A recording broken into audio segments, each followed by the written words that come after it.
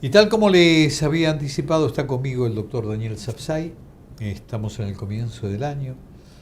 Eh, y fundamentalmente quería conversar con el doctor una serie de hechos que se están dando, no solamente en el país, y qué es lo que ocurre en la Corte, que eso lo vamos a dejar para después, pero sí, por ejemplo, un poco el parecer respecto de Venezuela. Yo no sé cómo es la Constitución o cómo está armado el esquema jurídico en Venezuela, pero acerca de la constitucionalidad o no de lo que está ocurriendo con los dos presidentes y cómo se está manejando ese aspecto fundamental. Y después otra cosa que de algún modo lo conversé en alguno de mis programas con la no intervención de los pueblos, que es la posición histórica de la Argentina. Entonces, todo eso lo vuelco entonces para la charla con el doctor Sapsay, porque me parece que charlarlo desde el punto de vista estrictamente formal, jurídico, científico, creo que vale la pena como para que comprendamos efectivamente el alcance de lo que estamos pretendiendo clarificar. Primero, gracias por venir en este 2019. Que tengamos éxito todos. Ojalá. Es lo que esperamos. Un gusto estar acá nuevamente. Pero por favor, ¿cómo te sentís? ¿Cómo ves todo esto? Es decir, este problema de la doble presidencia, que puede originar realmente derramamiento de sangre a poco que a algún loco se le ocurre invadir, por ejemplo Trump, o combatir el mismo Maduro que comience a ejercer la fuerza contra Guaidó. ¿Cómo lo estás viendo todo esto? Mira, Venezuela es una tragedia inmensa que a nivel humanitario supera la tragedia de Siria. Cuando vemos que los desplazamientos no han sido de Siria tan numerosos como los que se han producido desde Venezuela. Digo para tener una idea a través de estos números de la dimensión de la tragedia. Desde el punto de vista constitucional vamos primero a la legitimidad de Maduro. Las elecciones últimas de Maduro fueron reconocidos por muy pocos gobiernos. ¿Por qué? Porque se tomó conciencia de que hubo serias situaciones fraudulentas en el tema del modo como se inscribió a los electores, el modo como se trató a la oposición, las fechas que pusieron que son imposibles para muchos opositores presentarse. Es decir, esto tiñe a la elección de Maduro de una absoluta situación de fraude. Con lo cual estamos frente a un presidente ilegítimo. Guaidó lo que hace, y todas las fuerzas que lo acompañan, en realidad es atenerse a la misma constitución bolivariana, que lo que expresa es que ante una cefalía es el presidente de la Asamblea el que asume la presidencia de la nación. Y es lo que en realidad ha ocurrido. No olvidemos que también la Asamblea fue objeto inconstitucionalmente de un total debilitamiento. Cuando hubo elecciones medianamente libres, la oposición ganó de una manera imponente. Por eso la Asamblea tiene una mayoría aplastante a favor de las fuerzas de la oposición. Entonces, ¿qué es lo que hizo Maduro? Algo inconcebible. Creó una convención constituyente armada a gusto y placer, que en realidad no redactó ninguna constitución. Se transformó, de hecho, en una asamblea bis. Y le tomó prácticamente todas las facultades a la asamblea legítima del país. Entonces, yo creo que solamente con estos hechos, que son objetivos, de ninguna manera podemos pensar que la asunción a la presidencia de parte de Guaidó sea ilegítima. Yo creo que es una manera, al contrario, de poder precisamente ver cómo ir llevando la situación hacia algo que pueda remediarse. El mismo Guaidó, que todo su discurso y demás es bien pacifista, ha dicho que a nadie se le ocurra utilizar la fuerza militar para solucionar los problemas de Venezuela, que él iba a ser el primero en oponerse a eso. Entonces, eso me parece que da muchísima tranquilidad, ¿no? Ahora, y la posición, el reconocimiento que hubo de determinados países me parece muy correcta. No sé hasta qué punto el grupo latinoamericano y la posición de Argentina, que históricamente Argentina se ha pronunciado, es la historia misma de Argentina, se ha pronunciado por la no intervención de los pueblos. ¿Por qué salirse de ese parámetro? Yo creo que las circunstancias cambian.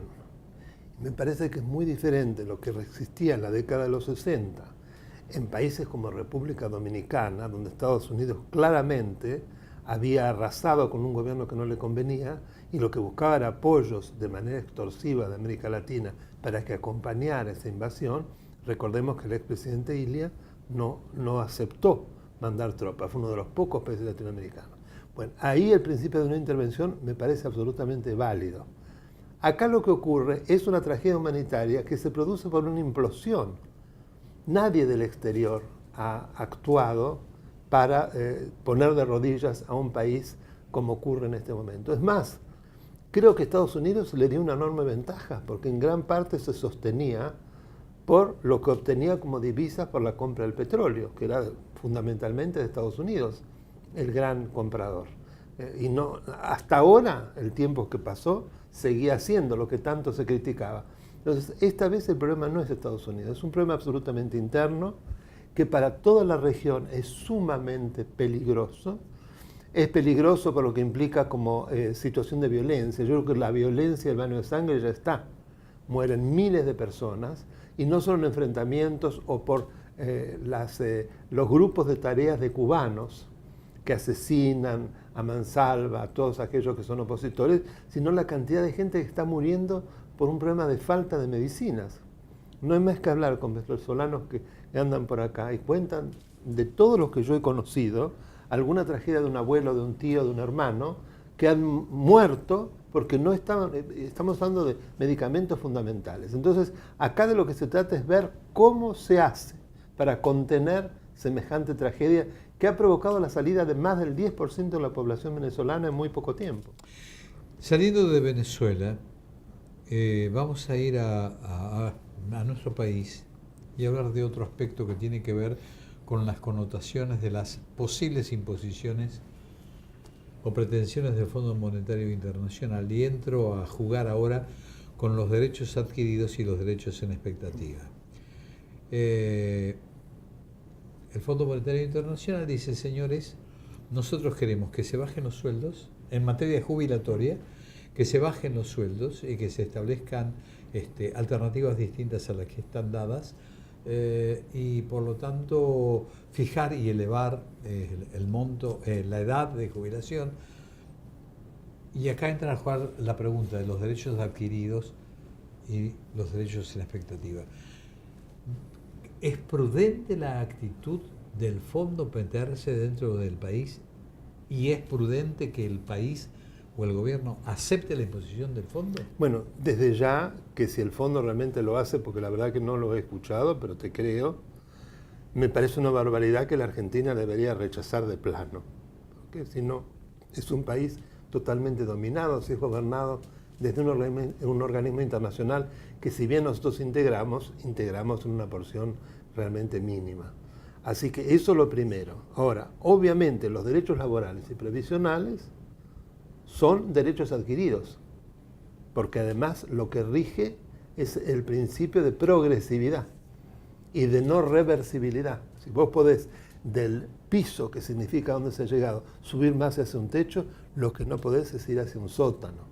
Entonces, sería de manera clara e inconstitucional cualquier decisión de esa manera. Venga por imposición o que se la tome aquí mismo, ¿no? Exactamente. Eso es totalmente ridículo. Y la otra pregunta, que es más que pregunta, análisis, es la posición y los intereses encontrados en la Corte. Me parece que lo han dejado, o lo están queriendo dejar solo a Rosenkrantz. Hay como un grupito que se ha formado, como impulsados a lo mejor por Lorenzetti, por la bronca de que no fue reelecto como presidente, y que puede traer aparejado problemas dentro de lo que puede ser legislar hacia el futuro. Mira, a mí lo que me apena es que se vea una Corte tan quebrada y que además esta situación de fragmentación se sepa para el exterior, que es lo que nunca lo habíamos visto.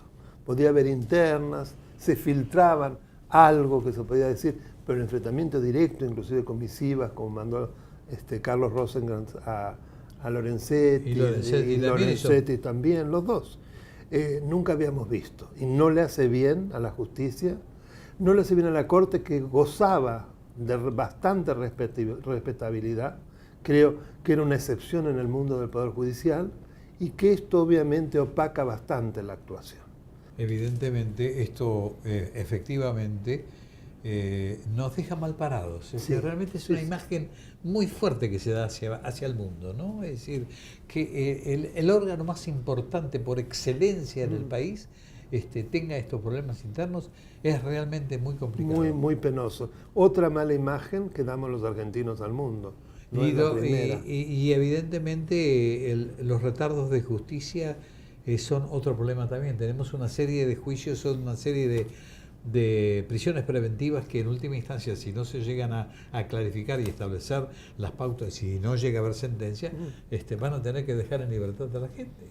Estoy de acuerdo, y esto da la sensación para mucha gente, y que es comprensible, que en realidad es un juego que se está haciendo, pero que en definitiva hay una complicidad con aquellos que están presos, y por eso se va de manera tan lenta, ¿no? Esta lentitud sorprendente. Es cierto que al mismo tiempo vamos a tener varios juicios orales este año. En el caso de la expresidenta ya empieza ahora en febrero. Empezó en febrero y que precisamente la va a enfrentar con los estados judiciales en varias oportunidades a la expresidenta, ¿no? Son 7 llamados a juicio oral, lo cual no es poca cosa. Pregunta última. ¿Cómo ves el futuro de las elecciones? La verdad que no soy un cientista político, pero uno trata más o menos de analizar. Por lo que uno ve, hay una tremenda, digamos, situación de polaridad entre el presidente actual y la expresidente. Es muy extraño porque los dos que tienen una imagen más negativa son los que en definitiva van a protagonizar los comicios. Es loco, esto debe pasar solo en la Argentina. Ahora, dentro de ese marco de imagen negativa y de polarización, ¿quién es el que va a tener la posición en el balotaje, ¿no? De ganar la apuesta? Y es muy difícil de decirlo, muy difícil. No lo digamos, esperemos. Sí, esperemos. Gracias por venir. Gracias por la invitación. Hasta el próximo domingo a las 18 horas. Hasta ese momento y gracias.